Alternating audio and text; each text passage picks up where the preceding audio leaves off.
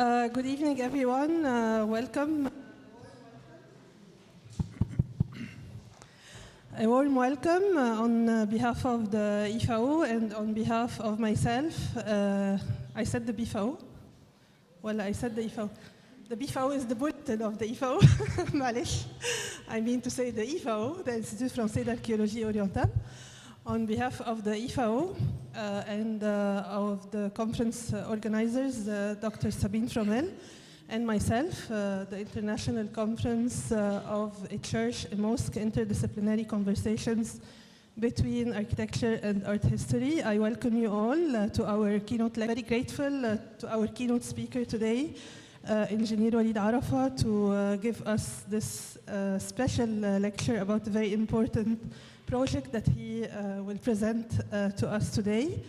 And please let me present some lines about our speaker. So Engineer Waleed Arafa is an Egyptian architect, founder of Dar Arafa Architecture. He earned degrees from Ain Shams University in Egypt and the AA in London. The working title for his MA thesis was The History of Islamic Art and Architecture at the American University in Cairo. The exact title is Reinterpreting Tradition in Search of a Future of Architecture.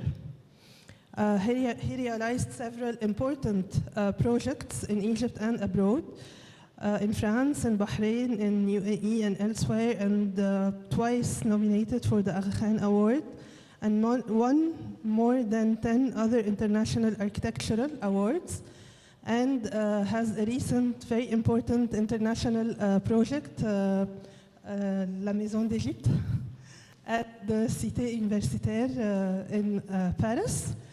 And please give a warm welcome to our speaker today, Engineer Waleed Arafa. Thank you very much, Fatma, and thank you for IFAO and for everybody who decided to invest in this evening. I hope it's not too boring or too heavy.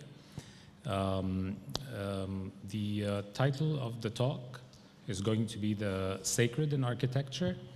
And I have to say that I was always weary of speaking about my different ideas until I have tested them in real life. So I'm not going to, I will speak about a project, but it is, the importance of the project is only, for me, is in terms of how it is an attempt to realize certain ideas and attempts to answer questions I have about architecture. So first of all, because I mean, sacred is something that is contested today or misunderstood. To speak of the sacred in architecture, I must explain my own understanding of the sacred. The sacred, any sacred, in my opinion, of course, recognizes divine revelation as a source of knowledge, in addition to the sensory and the rational sources. The concept of revelation in Islam is not limited to the revealed word in the form of the many revealed holy books, such as the Old Testament and the Holy Quran. In fact, Islam's concept of revelation consists of three main types. The written word of God, scripture, in Arabic is Kitabullahi al-Mastur. The created seen word of God, the cosmos, or Kitabullahi al-Manzur. The servant of God himself, the human being, Kitabullahi al-Ma'mur.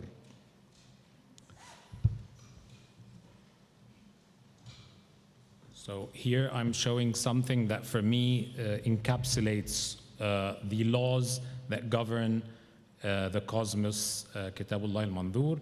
They're taken from the Cosmic Script by Ahmad Mustafa, who's got an incredible impact on my thought. He's an artist and a scholar on Islamic penmanship, or Arabic penmanship, sorry.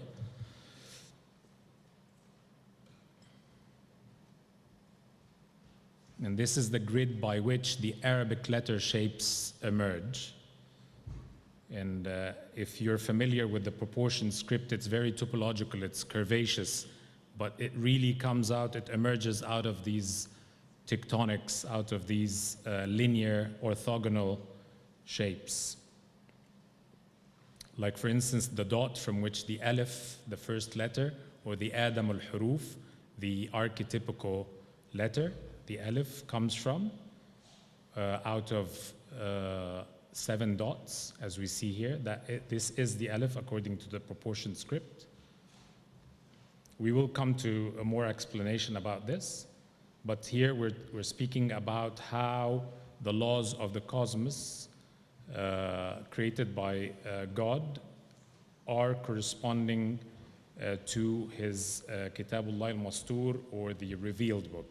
So in the sacred worldview held by Islam, the human being is expected to explore the cosmos and develop it in manners that do not negate or contradict the epistemological framework presented in the revealed holy books. God cannot possibly be happy with his servants ruining his own creation. This has many implications, of which 2 are the most pertinent for our topic.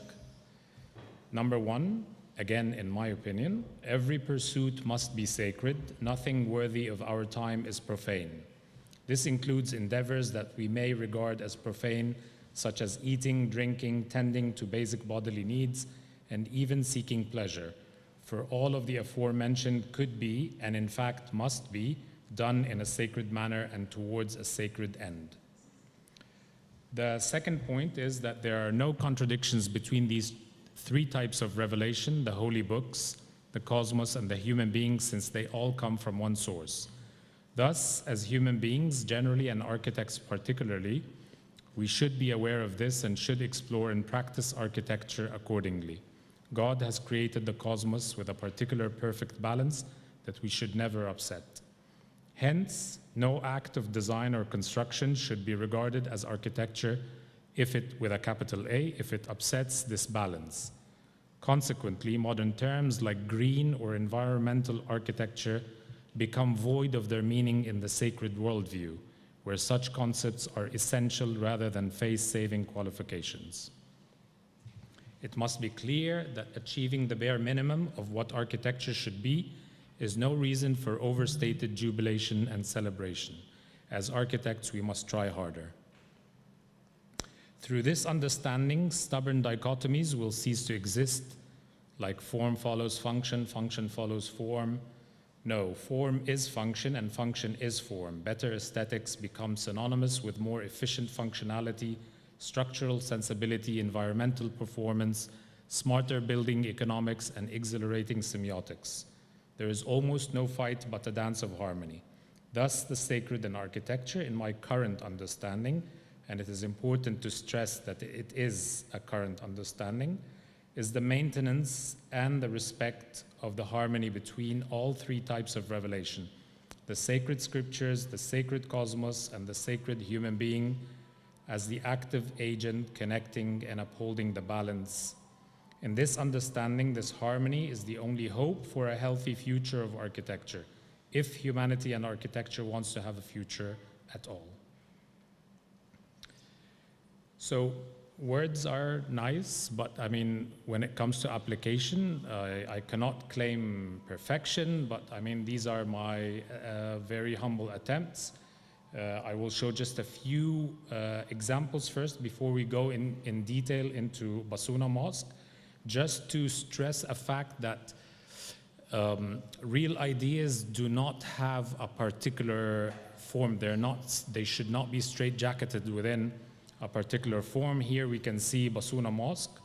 I mean, also different structural systems. So here it's a hybrid structure, it's skeletal concrete, plus traditional Egyptian brickwork, load-bearing walls. Because these abstract notions, when they merge with reality, as in time and space and users and context and ecology, they manifest differently. However, you will always see common threads between these different manifestations if they all succeed in adhering to the concepts that we just spoke about now. So for instance, the first one is in Upper Egypt. This one here is in the west of Cairo, or Sheikh Zayed. And the material is different. It's rammed earth. It's a hybrid structure with rammed earth and steel. It's in a place that does not have a history of architecture. This was desert. We don't have archaeology in this place, in Sheikh Zayed. So it's a place trying to seek its own language. Here, for instance, in the historic fabric of the city of Muharraq in Bahrain, again, different system, different language, but I believe that they all are seeking to fulfill the same concepts we just exposed.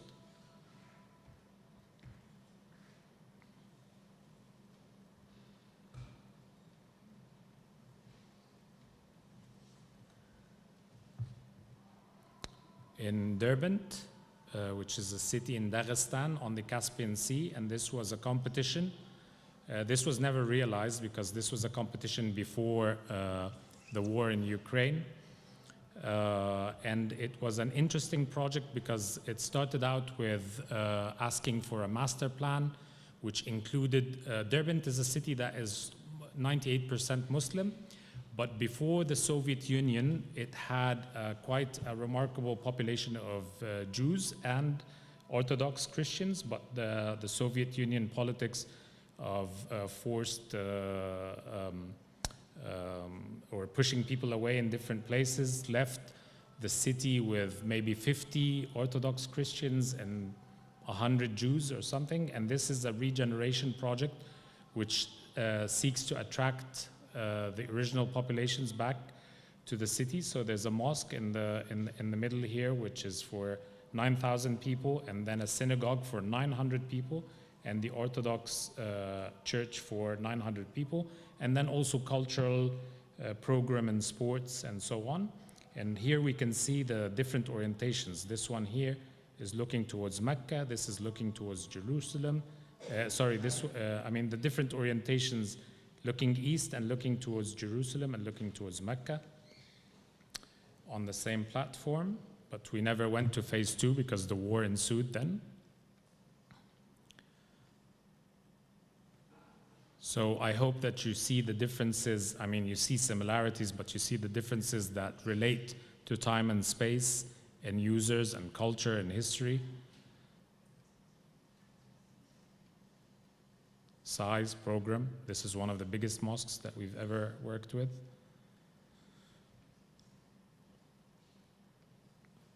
And then the elements that can repeat themselves because they represent immutable concepts that do not change with space and time. Here, another one that was in the east side of Saudi Arabia in Khobar. Again, different language because there's different heritage, there's different material, there's different culture. And also different program here. For instance, they required a headquarters for the Abdul Latif Al-Fawzan Award for Mosque Architecture, so a bit of administrative with the mosque.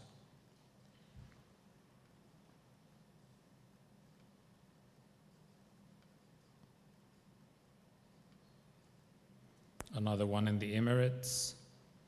I'll try to go faster so we can go into the Basuna Mosque. This one is in Egypt. It will be realized starting next year. It's not final though. You're seeing things. You're getting a sneak preview. Nobody saw this but the client themselves.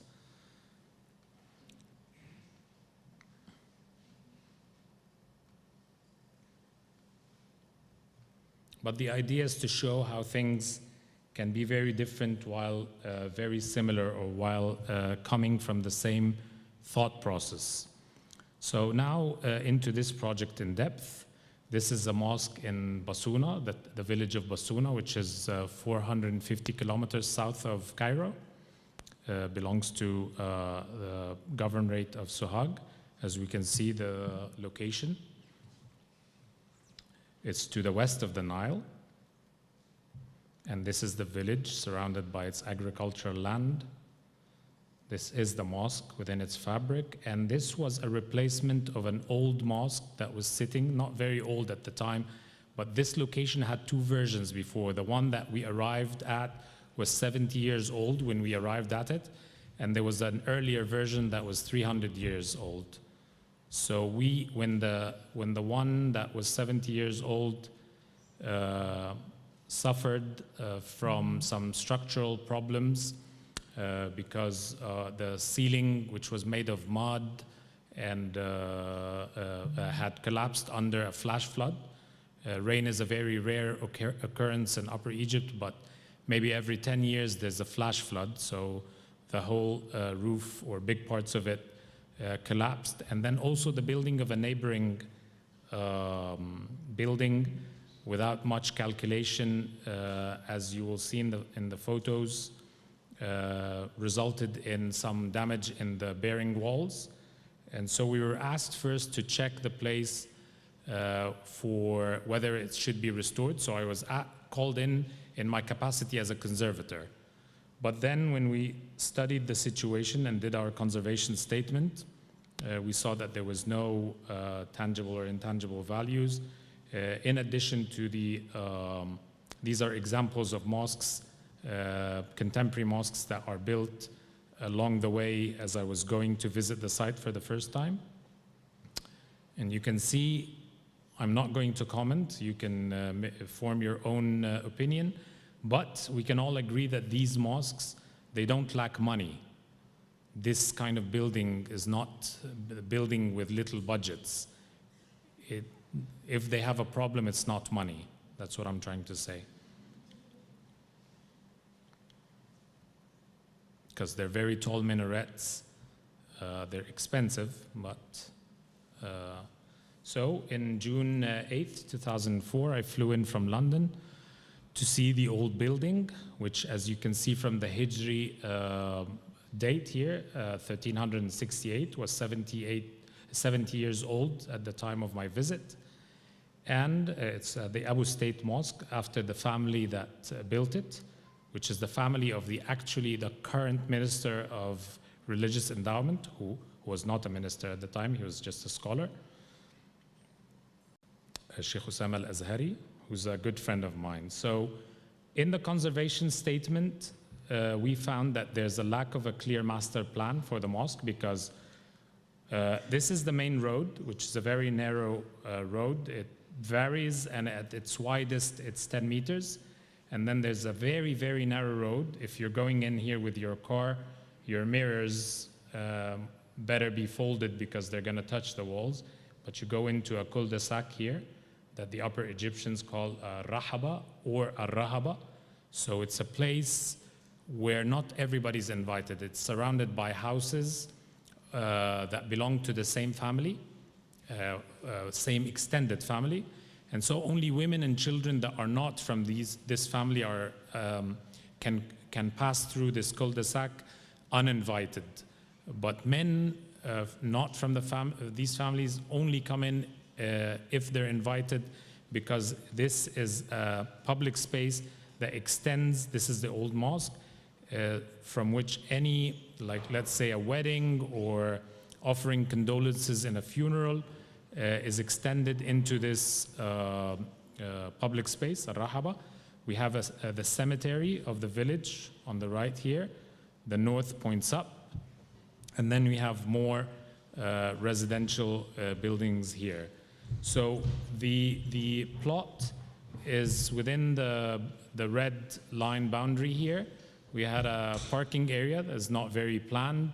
You had the toilets in front of the Qibla, which is not a very pleasant thing, both functionally and semiotically, because you enter from here through the toilets and then into a passage and into the old mosque. And then when you stand before the Qibla, your orientation is the toilets. When you're walking out on the street, as you will see from the photos, you'll find the windows of the toilet overlooking the street. Again, not something very pleasant, as you'll see for yourself. And then when the numbers became more, people started praying here, but they were out of line. They're not in the same orientation, which is all problematic from a jurisprudence point of view. So these were all problems with the existing structure. And then there was also, as I'm going with the photos, so this is it. This is the building that has the toilets. This is the entrance to the village's cemetery. And then this is the white building behind is the prayer hall. So we entered from, these are the toilet windows, and then we entered from here. Then you walk, and this is what you see on your right-hand side. And then you enter the prayer hall from this door. And then also this is the funerary mosque. This is where all the funerals come out from. And you can imagine the panic and the sadness and the stampede while you're carrying a coffin through this kind of unstudied circulation and what kind of problems it. And then this is the extension space, roofed with just booths. I can't remember the English word for this, but I mean, it's all combustible stuff that is not very safe. And then there was the dilapidated structural condition, as we see here, because of this building here. This was a new building, and that caused this kind of crack. And on the other wall as well, the building became unsafe. The people were afraid to pray in it, and then they called out for Sheikh Osama al-Azhari and said, we want you to raise money for us to rebuild. He was worried that this building might have some kind of significance or value and that it would better be restored. He called me. I went and checked, and when I compared the building, its style, its quality of building to what was there before in the village, and I'll show you some examples, very few remaining now, I thought, okay, this is the public building par excellence in the village, and it is much lower in quality than anything that preceded it, which meant possibly, because this is the building used by all, the low quality of this building is what caused every other building after it in the village to become on that same low quality or even lesser. So actually, it's counter the idea of it being something that needs to preserve. The architectural state was also not very significant or valuable. So because this is the village's architecture, we can see different phases here. We can see some concrete here. We can see something of the same age as the mosque, but we'll see more. And then we see governmental buildings here, very high. It's a school, actually, 5 floors. Again, concrete, but with load bearing, different things. But when we see the older buildings, like for instance, this is far away, but you see it's done with mud brick. And although it's very simple, but you can see proportion, you can see also, I mean, it's hard to look, but I mean, you see the different pattern in the brick. There's something, there's an intent there. We see it clearly, more clearly in other examples. Here, for instance, this is a 300-year-old building, and this is a turning detail. It survived, it's done, it's a very simple thing, but I mean, you can see a cornice with bricks. There is a will for beauty and function. Maybe simple here, because maybe the means of the owner of this house is not as what we will see later on, which was the life-saving detail that helped me against my fear that I would plant, as actually I was told by the villagers when they knew that I came from London. They said, we want something like in London. And I said, are you kidding me? You're the cradle of civilization. This is probably one of the earliest places where architecture happened. London has many years to catch up with you if you understand what you have. You have Abydos just a stone throw away. So for instance, a building like this, a building like this, these are almost 200, 300 years old. Something like this. It's all mud brick, but there is understanding of construction, of proportion. And then this. This was 150 meters away from the mosque, and this, for me, said everything. Because I didn't want to land an alien UFO in the city that could be something nice architecturally, but that doesn't belong to the place. And here, the proportional system, the understanding of material, the understanding of the urban space, because again, this is just, its function is to turn a corner between two streets so people wouldn't bump into each other, but it could have been done as simple as the one that we saw before. But here, there's someone with an understanding. With just few simple moves of the brick, you have a statement, an understanding of geometry and proportion and aesthetics. Again, all of this, so this was the visit, but then there were so many sources culminating in my head at the moment I was asked to design this mosque. At the time, I was finishing my thesis in the conservation of historical buildings at the Architectural Association School of Architecture in London, and it was about the mosque in Britain, and I intentionally called it the mosque in Britain, not British mosque, because I didn't believe that we had mosques at the time in Britain worthy of being called British, as we can say Egyptian mosques or even Spanish mosques or Chinese mosques, where Islam came with certain ideas, but they really mixed and understood with what we had in each of these countries, to an extent that when we have a mosque in Egypt, it doesn't speak only to Muslims or to people who use it, but it speaks to everyone, or so I claim. And so I was looking into this, and also I had another intention out of this thesis, because I thought mosque architecture has been really used and abused, and we're just repeating and copying. So maybe if we test this typology against an environment and a culture which doesn't have much history in the sense of designing this typology, we can understand more about the essence of what should be in a mosque, because we're putting it in an environment that hasn't tested much with it. So as I was finishing the thesis, I got commissioned this project, but also 10 years before, I had met with an excellent scholar and painter and artist, Ahmed Mustafa, who had been for 40 years exploring something similar that I was looking for in architecture, but he was looking for it in penmanship and in painting and in art in general, about how, as someone who believes in the same exact principles that I was speaking about at the beginning of the talk, how does this translate?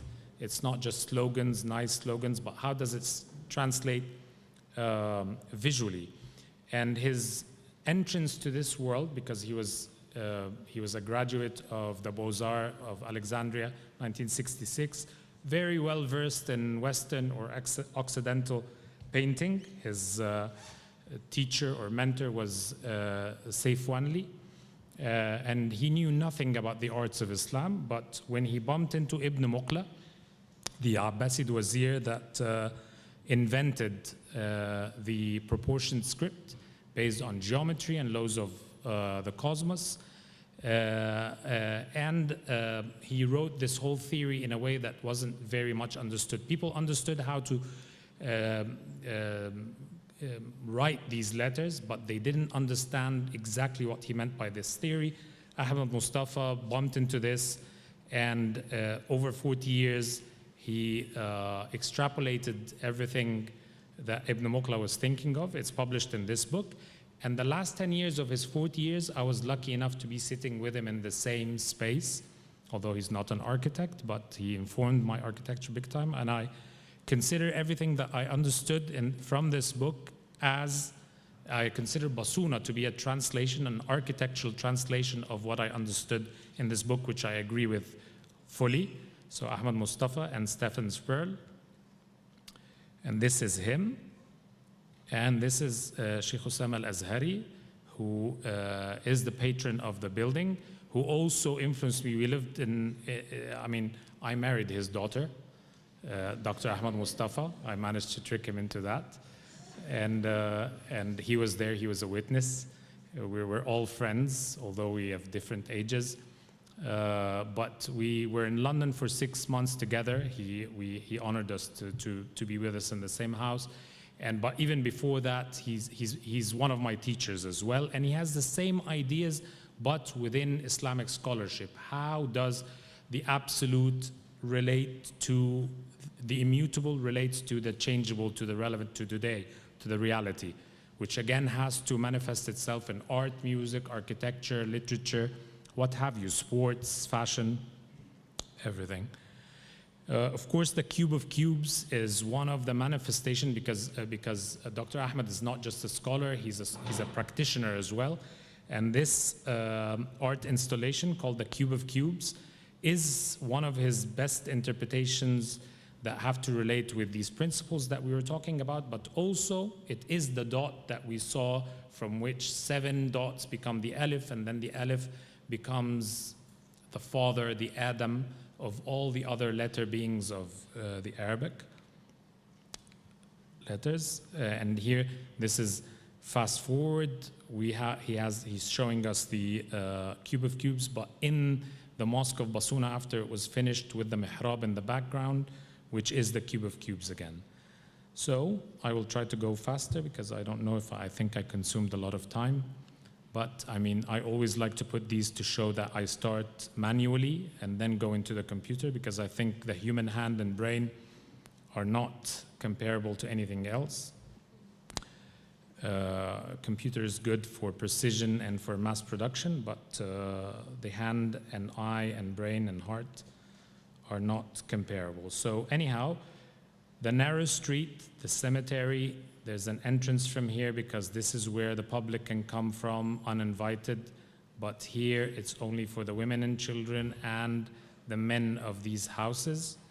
It's a very narrow road, so you have dust, you have noise, you have bad smells, but you need ventilation, you need lighting.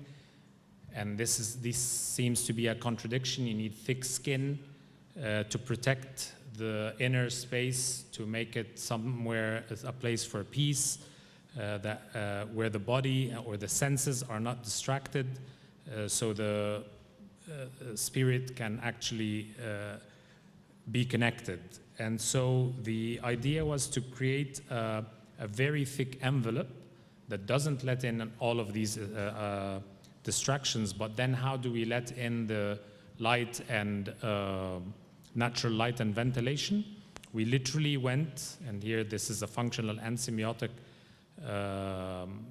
idea, where we went to the 5th facade, the roof, or we went to heaven for this, where the higher altitude does not carry the same noises, smells, and dust. So again here, then the main entrance is here. This is the second entrance that can allow women on the same floor, but then also they have their special entrance where they can go to a lower ground and a mezzanine.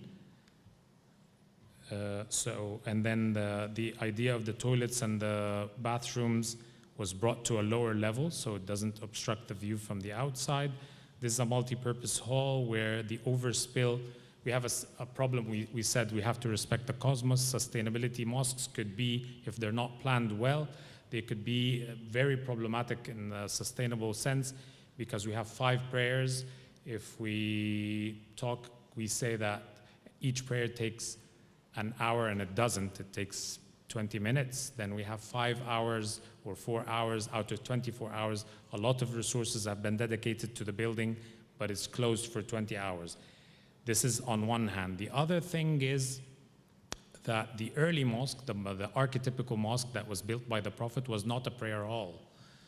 Islam is not just about rituals. It's about activities. It's about social life. It's about education. It's about even entertainment. We have prophetic traditions that speak of circus in the mosque, and the Prophet carrying his wife to look at the Abyssinians playing with their swords for entertainment. So again, because we said nothing is profane in the Islamic worldview, then anything is possible in the mosque as long as it does not cross the boundaries of what is permissible. So in order to combine the two ideas, the multipurpose hall here, it contains the overspill during, say, Ramadan and the Friday prayers, where we require larger numbers of worshippers. But during the normal days when the mosque is not full, and due to its universal plan and two entrances from both sides. They could be refurnished and reconfigured to host a number of activities. Okay, so education, to receive medical, temporary clinics, tuition, celebrations.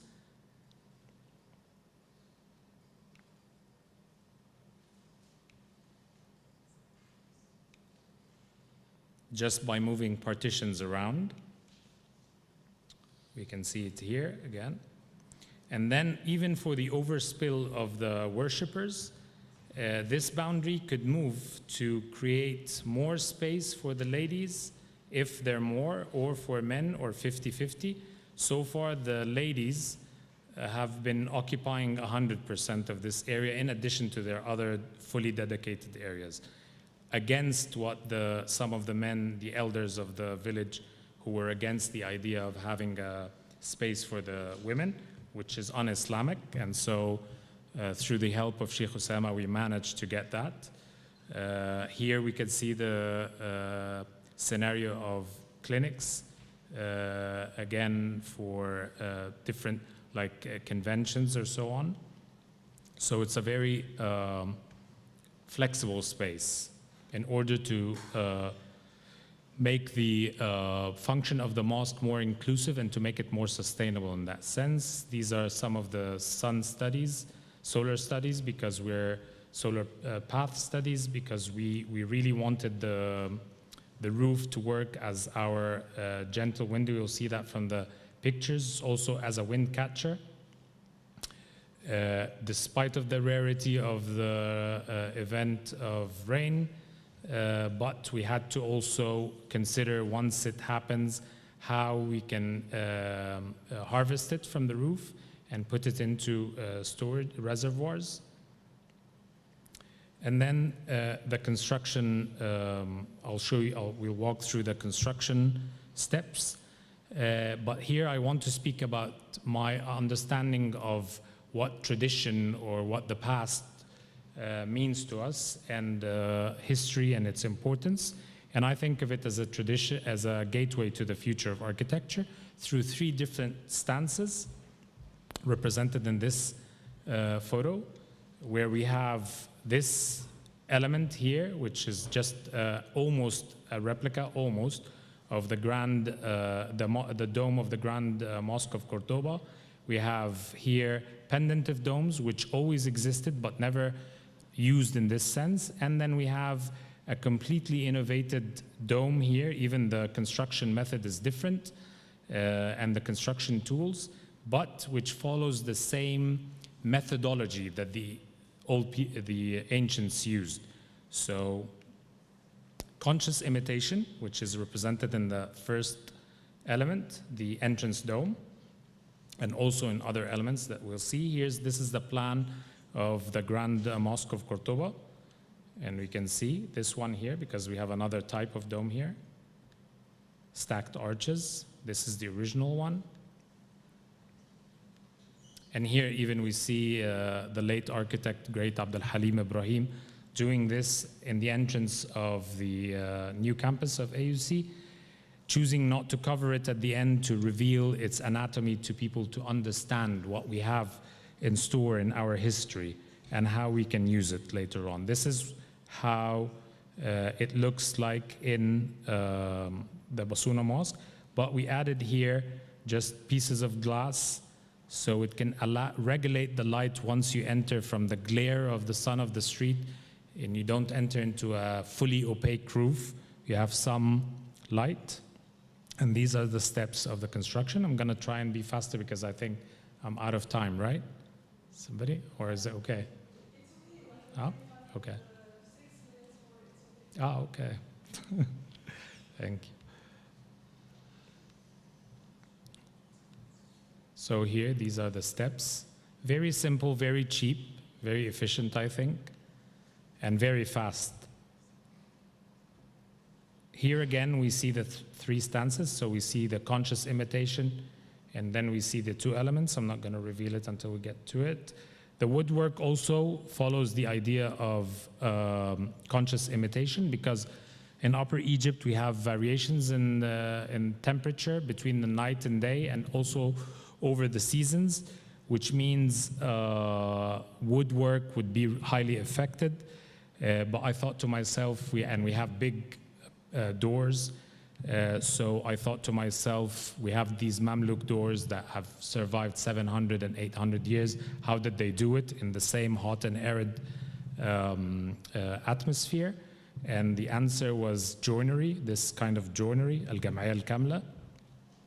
So we decided we're going to do it this way, and this is how the woodwork worked. I'm going to go faster. This is the door. You can see it. It's a video, but I'm going to go faster because of the time. I'm sorry, I got carried away. You can see here, this guy is 184 centimeters, and this is the height of the door. I think everyone is enjoying. Okay, so I carry on? Okay. I hope you don't regret it. And this is the final result. So the second stance, or my opinion of how we approach tradition as a gateway to future, is the reimagining of past solutions and elements in an unprecedented way. And the application of this in this mosque is what we did with the roof. You can see the contribution of Paul here.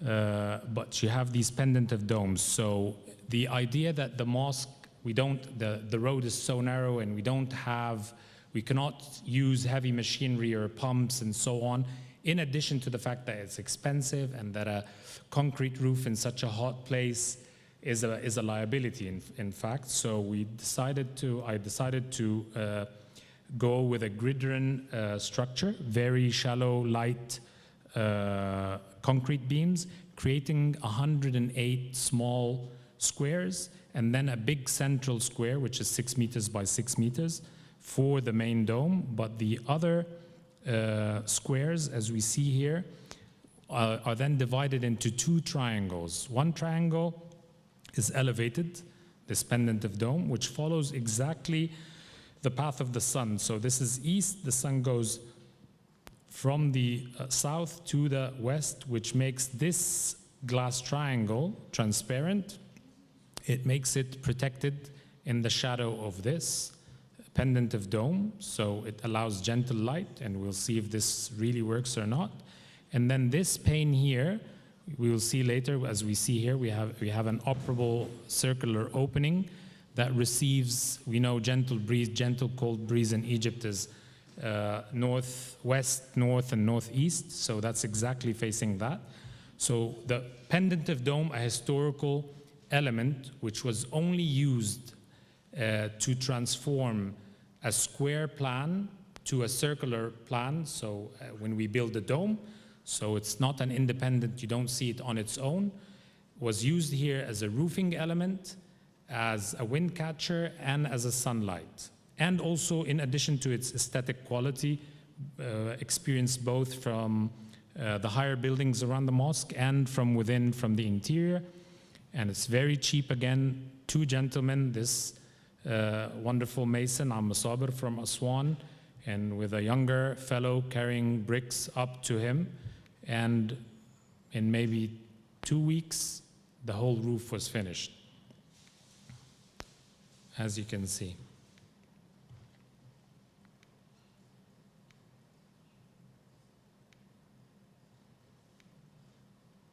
That's from below.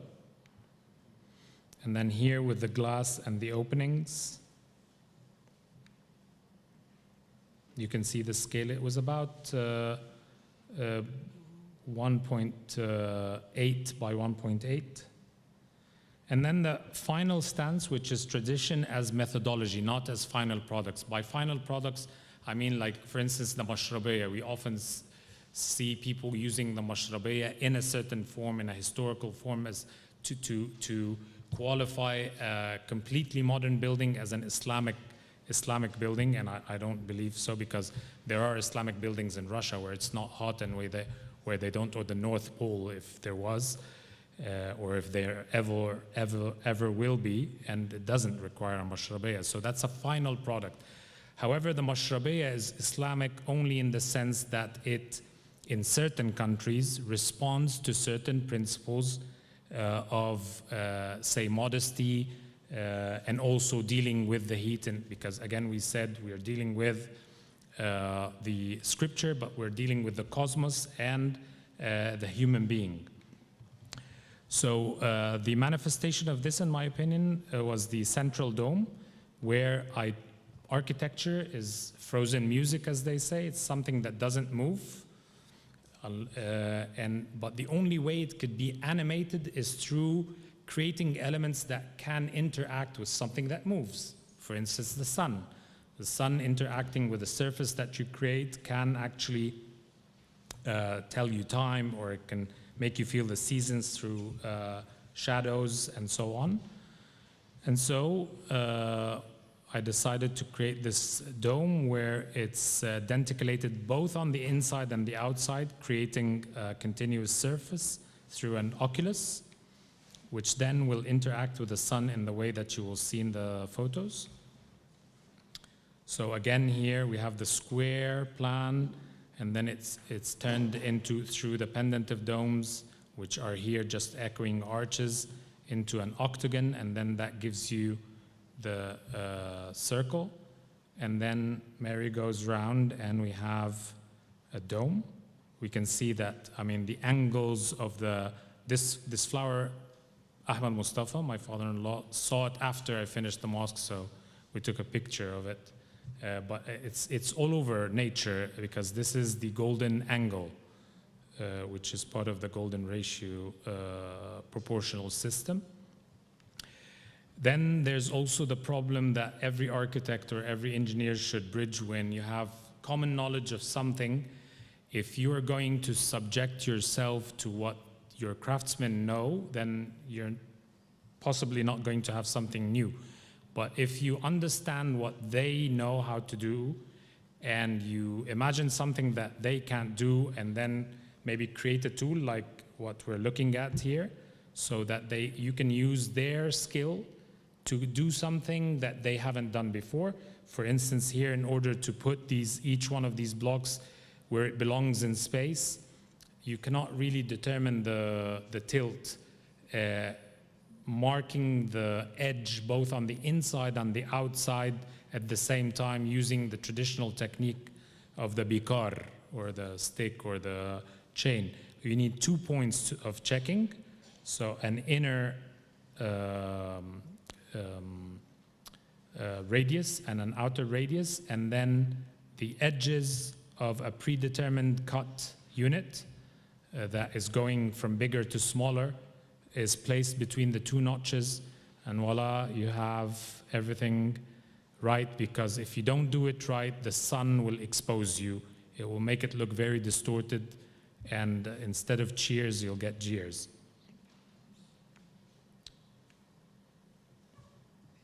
This is all computer generated, but this one is a real photo.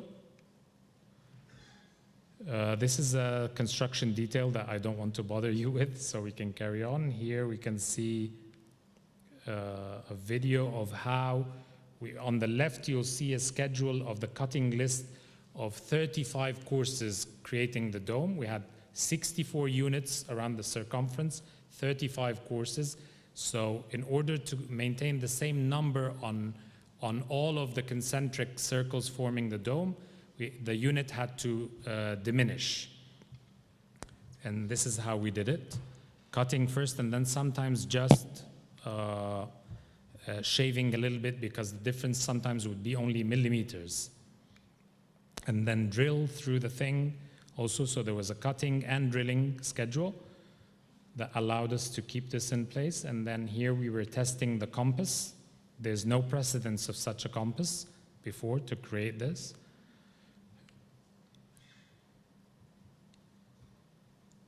You can see it in action, just one man is pushing it. So it's 1/8 of the dome.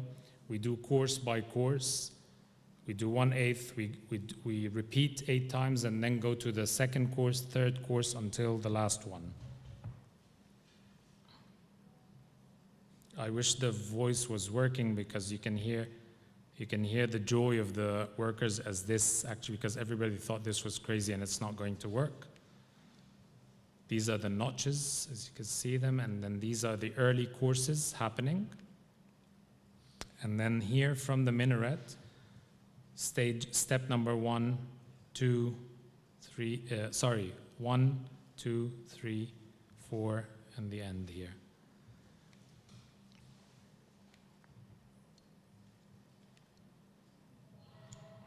Oh, we do have voice.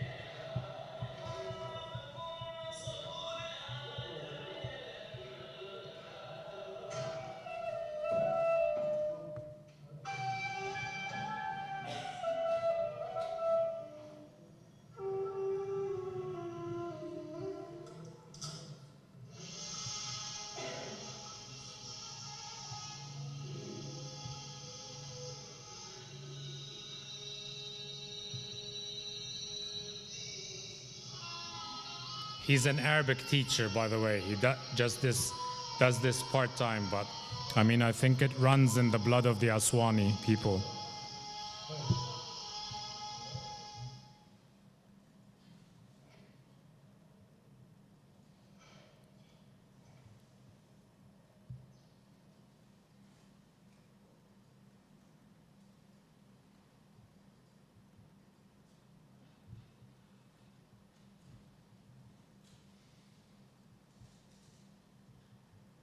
And you can see the progress of the entrance dome next to it on the left.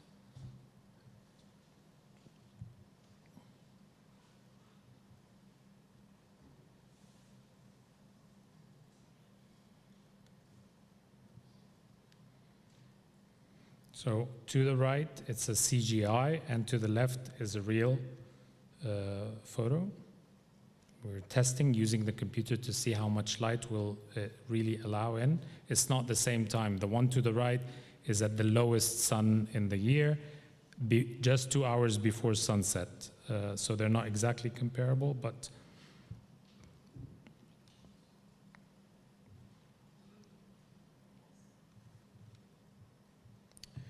another example of the same idea is the ladies' privacy wall. So I call it the stone mashrabiya. The idea of a mashrabiya is that when you have permeability that is closer to the person whose privacy needs to be protected, I can see all of your faces because the lattice is closer to my face, but you, if I'm doing this, you can't see my face. But it doesn't have to be wood necessarily. We saw when we needed it to be wood, we did it the traditional way and we called it conscious imitation, but then there's always other ways to do it. So here it was done with light sand block produced here in Egypt and covered with hashma stone, the yellow one.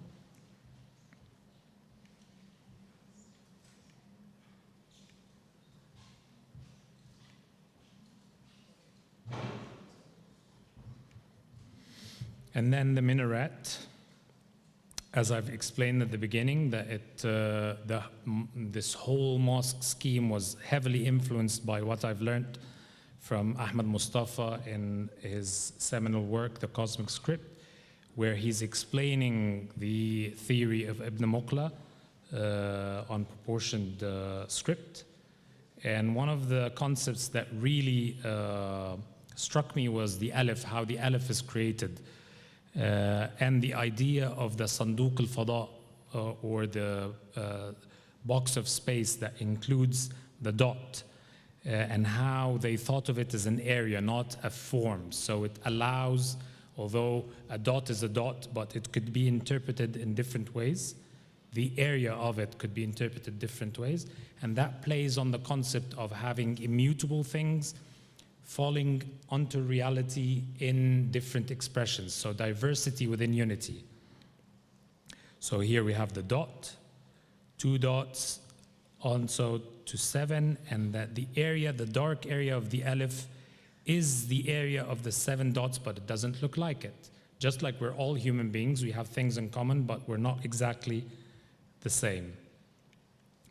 So combining the two ideas, the 7 dots and the space, the dot and its box of space together, created for me the idea of the minaret.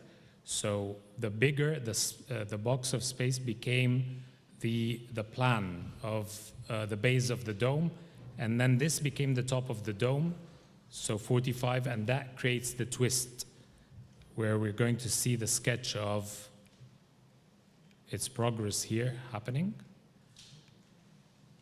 This is it. This is where it comes from. A lot of people thought I was influenced by an obelisk. Maybe it's in my blood, but this is actually how it manifested itself. So this is it, but for budgetary reasons, we couldn't put the top bit, this top, which is the cube of cubes again. We managed to have it in the mihrab, but not on top of the minaret. Maybe one day, maybe it's meant to be here, like that here, and we'll do it somewhere else. The mihrab, the cube of cubes, again, form is not just for fun. Form has to have meaning.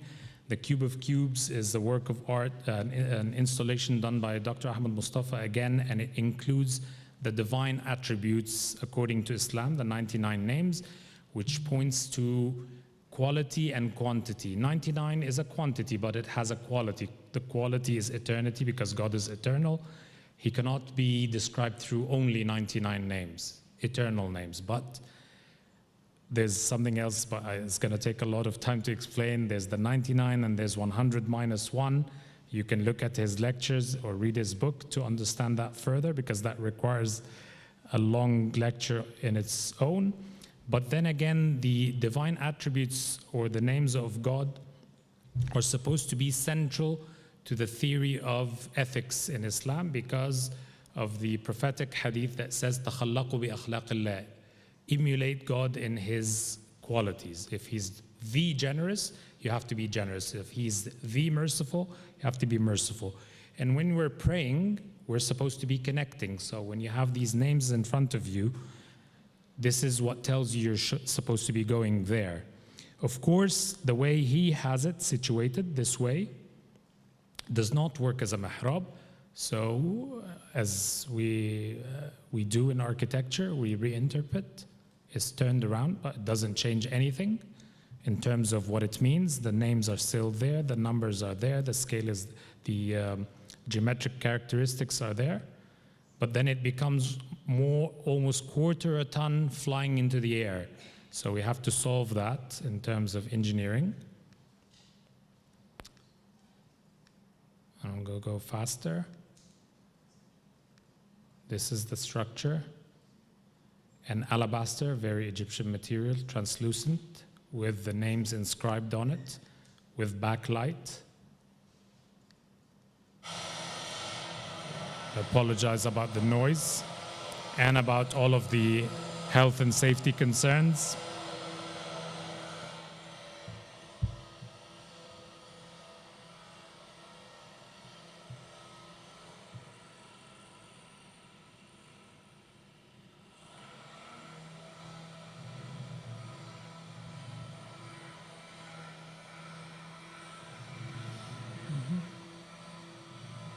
You get the idea.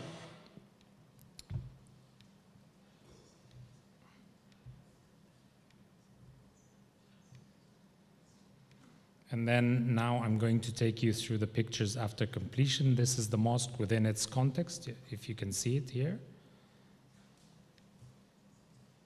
Sorry.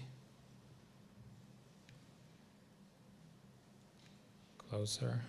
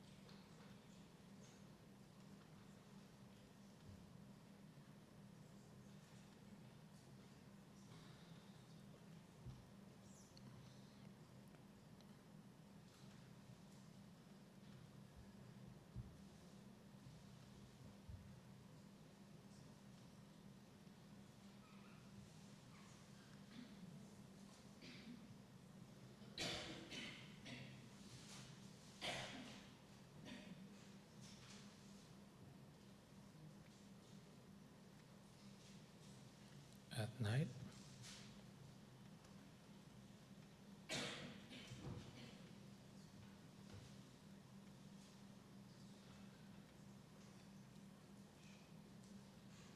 And then this, I'll leave you with a video.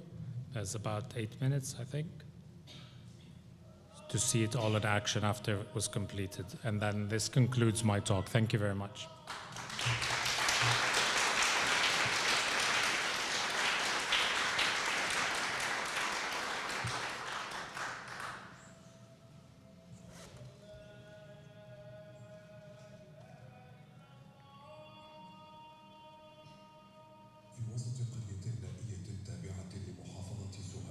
في الصعيد المصري وفي منطقة مكتظة بالسكان والأتربة يقع مسجد أوغستيد في قرية باصونة مشكلا تحفة معمارية فريدة في ذاتها تضاعف تفاصيل رحلة إنشائها من دهشة إنجازها يتربع هذا المسجد بمعماره الفريد على أنقاض مسجد القرية القديم والوحيد وعلى ذات المساحة المحصورة ب170 مترا مربعا.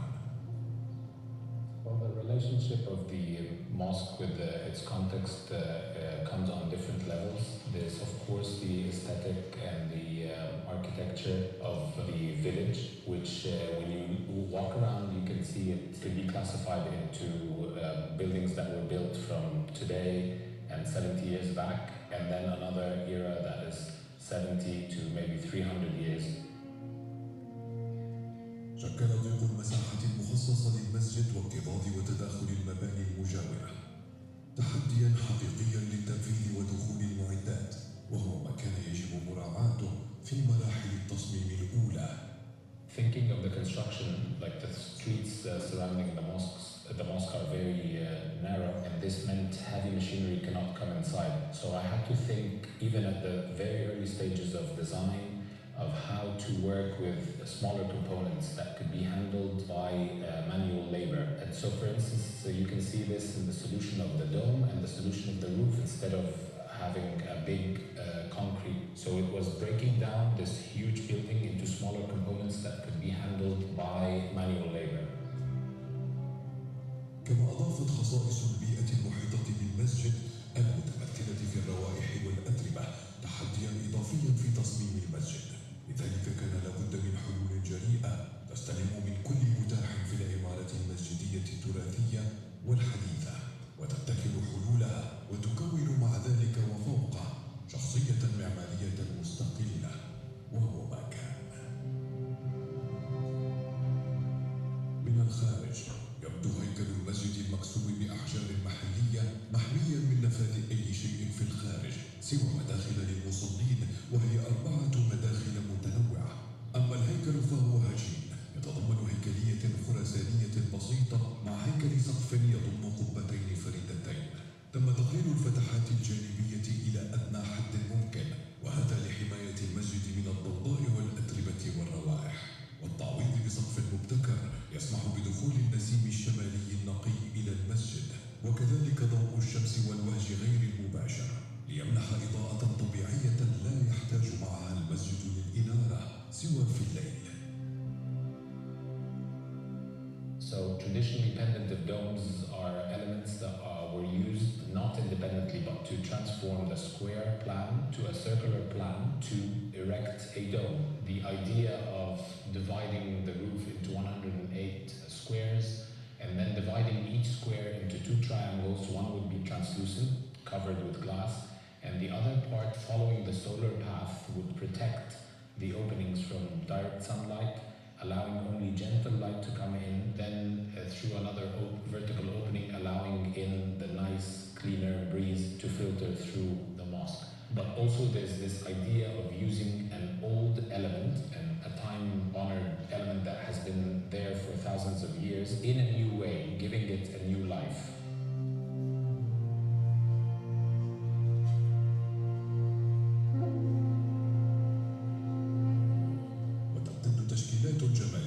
خارجية كهذه الأعمدة المتضافرة التي تنطلق من أحد أركان المسجد لتفصل بين ساحته الخارجية والمقبرة المجاورة وتنتصب من الركن المقابل للمسجد مئذنة مربعة ملوية الأركان كأحد العناصر المعمارية صممت على نسق شكل الألف بالخط المنسوب عند ابن مقلة الوزير العباسي المعروف. So the minaret is a 3D interpretation of what the dot is, and because the alif is the Adam al-Huruf, the foundational letter being in all the Arabic letters, which is based on 7 dots, so again it's as if it's the 7 cube of cubes. But then there are two other very important concepts. One is verticality versus perpendicularity, and the other one is the minimal space by which a human eye can perceive a cube or a square, which is double that size, to see it without it being distorted. Combining the two concepts together has given us this twisting action of the minaret, so as if there's a force of circumambulation counterclockwise, just like we circumambulate around the Kaaba, but also going vertically. We're leaving this plane, Earth, and joining the celestial reality. عبر ساحة أمامية تقدر مساحتها ب100 متر مربع، يهدف المصلون إلى مدخل المسجد الرئيسي الذي تعلوه قبة المدخل، وهي قبة مكدسة تشير إلى القبة التاريخية للمسجد الكبير في قرطبة مع بعض التعديلات الطفيفة فيها. ومن أمام هذه النافذة معينة الشكل بفتحاتها المتناسقة مع عناصر تشكيلية أخرى، يتجه الداخل يمينا إلى قاعة الصلاة الرئيسية بمساحة 170 مترا مربعا ليواجه واجهة المحراب المبتكر مباشرة، والذي وضع عليه 99 مربعا يحتوي أسماء الله الحسنى بشكل فني مبتكر وجذاب، ويحتوي الطابق الأرضي للمسجد على قاعة متعددة الأغراض بمساحة 150 مترا مربعا. Obviously, every mosque faces towards the Kaaba, and the Cube of Cubes is an artwork by Dr. Ahmed Mustafa, which is explaining the meaning, the symbolic meaning of the Kaaba. The proportion system of the entire project was derived from what we learned from the Cube of Cubes. You can see that very clearly in what is the mihrab, because we put it there in a literal sense, only we moved it into an architectural medium. But you can also see it in the minaret and the 4 columns that are bearing the central dome.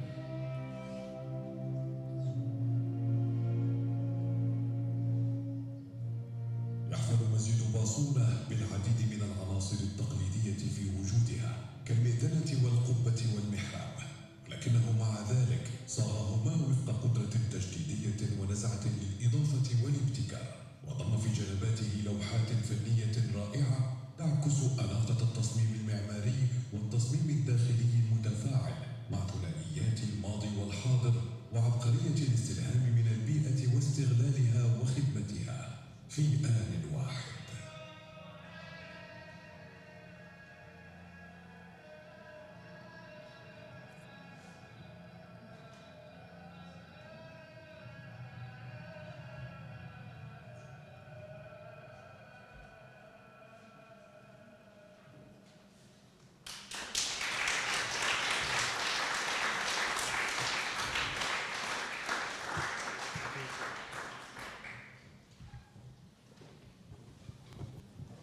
Thank you very much for really a fascinating talk, impressive in every way, and I think this was the best way to end our day today for the conference. So really thank you for the big highlight of the day. Thank you. And I open the floor for 3-4 questions.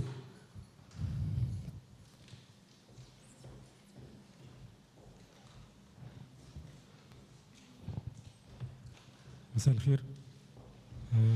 My name is Ayman Hakkak, Egyptian journalist, and my questions in Arabic. إذا كان هذا هو الحال، يعني احنا عندنا ما شاء الله على مستوى الكرياتيفيتي وعلى مستوى الابتكار والحلول غير التقليدية عندنا. فده يدفعني للسؤال إن يعني ده ليه ما ينطبقش على الآثار الموجودة بالفعل في أماكن بيحصل لها تدمير بشكل ممنهج وبعيدا عن الأعين، يعني احنا ما بنشوفش ايه اللي بيحصل. وخير مثال لهذا الطرح اللي بيحصل في الجبانات ومجموعة القباب اللي لسه متزالة من 3-4 أيام. ده بيدفعني للسؤال بصراحة، يعني احنا مصر يكاد يكون مثل الوارث الذي لا يعرف قيمة ما ورثه. هناك أماكن في مصر يكاد يكون تحت كل حجر أثر. فإذا كان لا مناص وما فيش مفر إن احنا بداعي التطوير وبداعي لا مناص من الشكل، فليه ما نشيلش أو ما نزلش الأثر ده بشكل صحيح؟ لجنة مشكلة من شباب الأثريين أو شيوخهم حتى، وتكون موجودة بصفة مستمرة في المكان، تزيل الأثر وتنقله إذا كان لا مناص من نقله من هذا المكان، تنقله لمكان تاني إذا كان ميوزيوم أو متحف أو ما إلى ذلك. ويعني أنا طبعا الطرح ده يكاد يكون خارج السياق ولكن هو مركزي، فأنا بطرح بشكل مباشر إن يكون يشكل لجنة تكون موجودة في الأماكن اللي بيشيل منها القباب والمساجد اللي أزيلت، وتنقل هذا الكلام بشكل صحيح ومرتب لأماكن أخرى يمكن الحفاظ عليها، لأن دي شخصية مصر وما نقدرش يكون العبث على هذا المستوى. شكرا. يا ريت لما اجي رئيس وزراء ان شاء الله.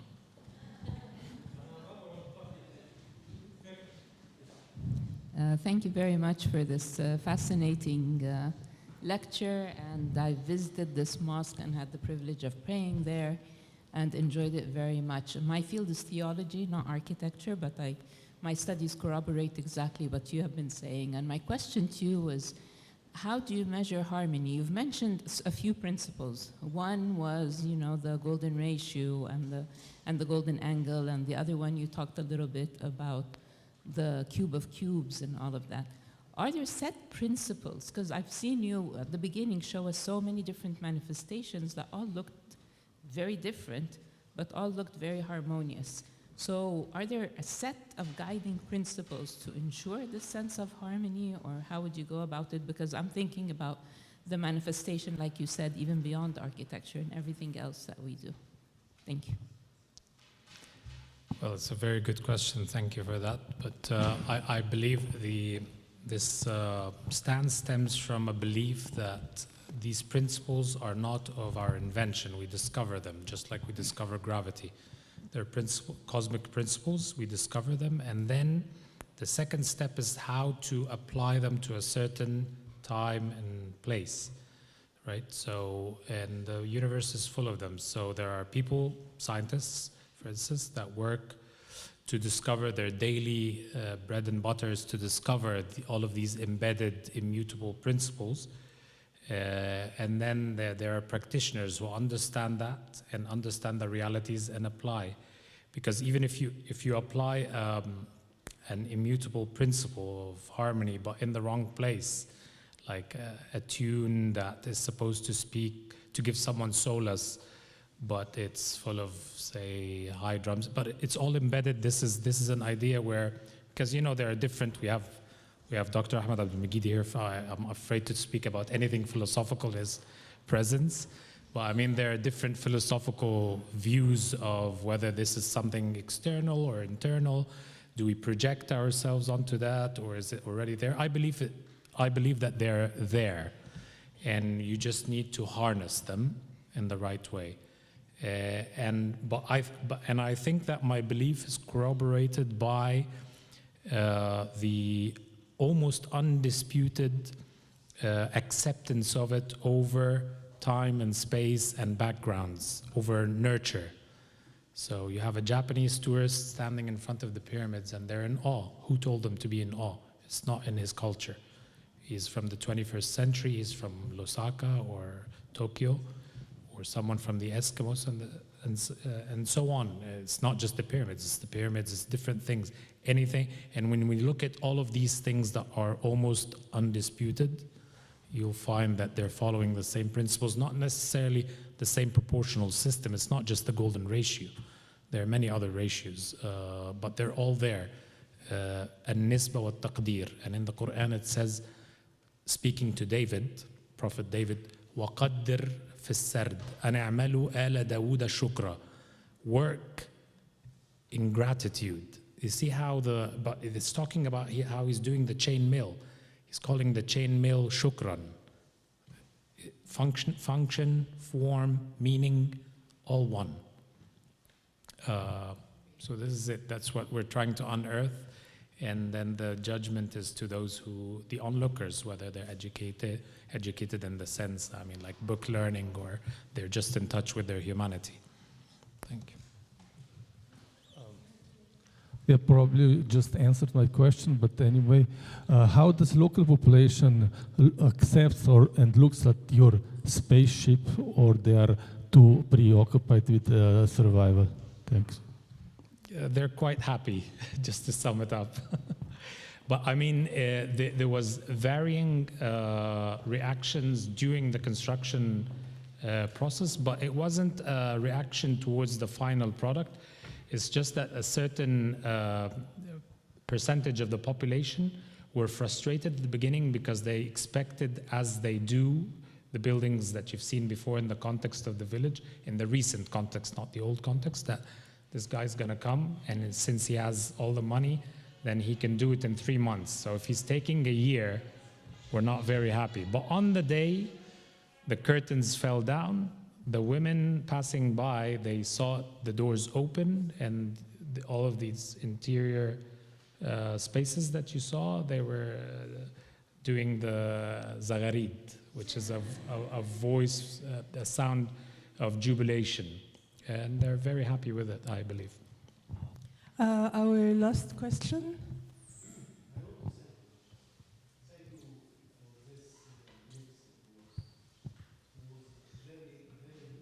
I can hardly hear you, I'm sorry. Thank you. Okay, thank you very much. You touched on a very interesting issue that provokes me philosophically a lot. Oh my God. And that is the idea of the sacred and the profane. And from a theological and philosophical perspective, this is one distinctive feature about Islam, that there was never an obsession with defining a borderline between the sacred and the profane, as you say, find in Christianity. Take somebody like Augustine or Aquinas. The worldly and the interpretative move that the human as an agent does of the world of God is always continuous and is always an endeavor. And if I may use a simple idea from Heidegger in Building, Dwelling, and Thinking, so you are living against your finitude, and that finitude is contrasted with the immortality of the divine, and then you have your environment on earth and under the sky, and that was very manifest in the amazing story that you told us. So my question is do you find that the sacred, okay, or the experience, I'm a little bit hesitant, the experience of the divine in Islamic architecture, in as much as it blurs that demarcation line between the sacred and the profane, only a matter of a subjective experience based on the artist and those 4 elements of the environment and the horizon and the experience of the immortal? Or do you think that there are fundamental elements, like for instance, the circle, which you talked a lot about, and the cube, and how those elements are understood rationally in terms of their theological and legal fiqhi dimension, okay, and as well as their interpretation within the contextual and environmental dimensions in which the artist functions. Thank you. Have you understood the question? I mean, I hardly caught up, but I mean, I understood because we have these discussions all the time. But again, I think it's the only judge of that, because I'm not a fair judge, is the visitor's experience. And I mean, Basuna went on to Lonely Planet, believe it or not, just last year, because it's been super visited, and people from different experiences, whether people from the village or elsewhere, different types of education and culture and so on. And most of the feedback comes back that we have Prince Abbas Helmi here, he visited the place.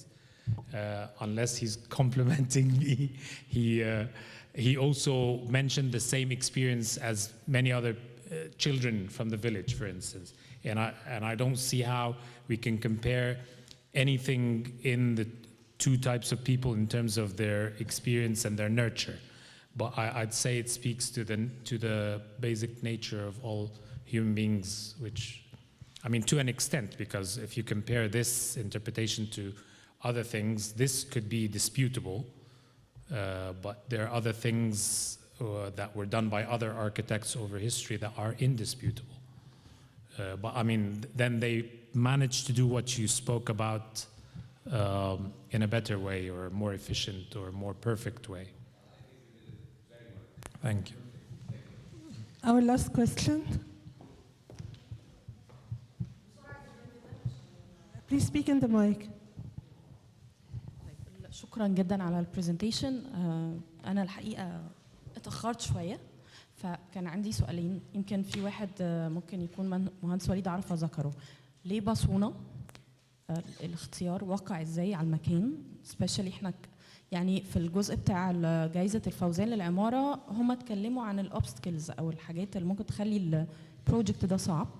الحاجه الثانيه بحاول اتخيل الناس وهم شايفين المسجد بيتبني كان تفاعلهم ازاي. حاجه غريبه وفي مكان ضيق وشكله هو عشان بشتغل في مكتبه اسكندريه فحاسه ان القبه سيميلر، ففي مكان ضيق زي ده بحاول اتخيل رد فعل الناس. ان احنا عارفين عماره مش بس في الانشاء في الاستراكشر بس علاقتها بالمحيط، ومش متخيله رد فعل الناس اللي حواليها برضه اول ما دخلوا بيدوروا على المحراب فلقوا كيوب اوف كيوبس. هل ده حصل؟ هل الناس تفاعلت بشكل او باخر اكيد مع الاستراكشر؟ شكرا. Would you like? Is it okay to answer in English or? Yes. Okay. So she was asking again about how I chose the location and also how did the people interact with the project. The location, I did not choose it. Architects don't get to choose their locations. They're chosen by patrons or they win a competition. So the patron here, Sheikh Osama Al-Azhari, who's a very good friend of mine, back in the day, he's my friend since 2003. This mosque was built by his great-grandfather. This is a land that his family owns, and they've donated it as a mosque. And then this is the third version of a mosque on the same spot. So he sought my help because, I mean, I'll use this opportunity to say that we have to be in touch with the people. So what started my relationship with him is an epistemological interest. He's looking for the same things, but within his specialization. For me, what he thinks of is the theoretical backbone of what I manifest as an architect. Because architecture is about meaning. So am I a modernist? Am I a postmodernist? Postmodernist? I don't belong to all of these things. I might intersect with some ideas here and there, but not the framework, definitely. And so I had to look for a framework, a worldview. And I found it in Al-Azhar al-Sharif. I found it in someone like Sheikh Osama, someone like Sheikh Ali Goma. And our talks over years, since 2003, comes the moment in 2014, 9 years later. He trusts that I can translate these ideas, and I want to translate these ideas. And so that's how the... Sorry?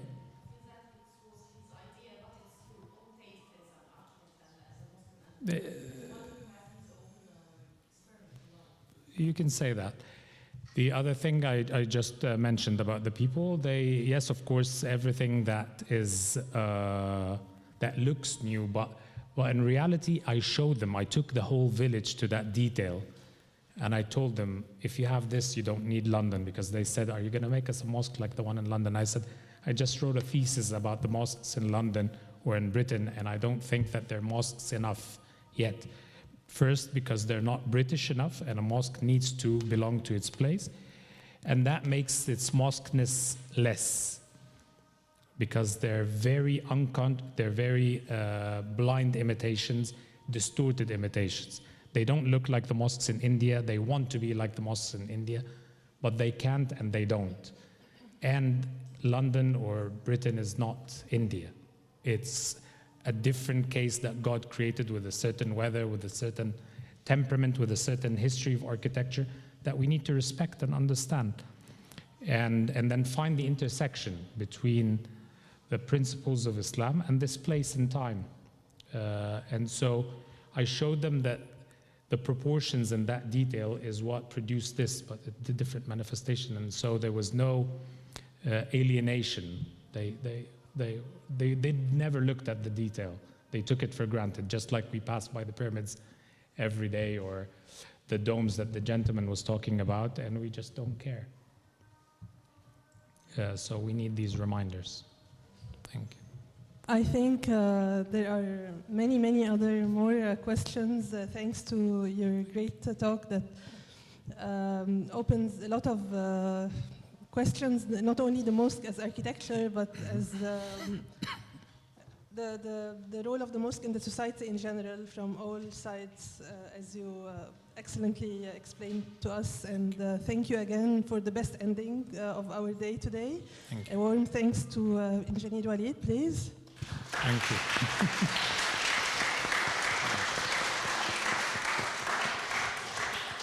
I invite you all for some refreshments in the hall, so please join us all.